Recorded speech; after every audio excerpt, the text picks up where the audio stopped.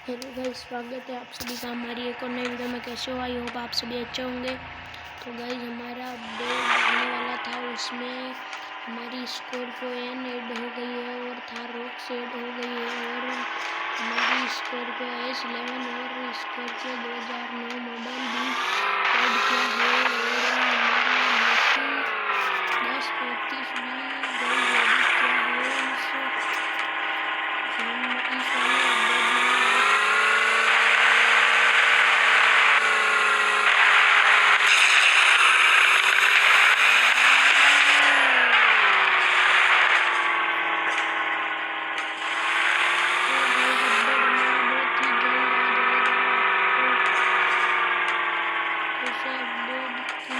Date जानने से पहले आप वीडियो को लाइक और चैनल को सब्सक्राइब प्लीज ज़रूर कर देना।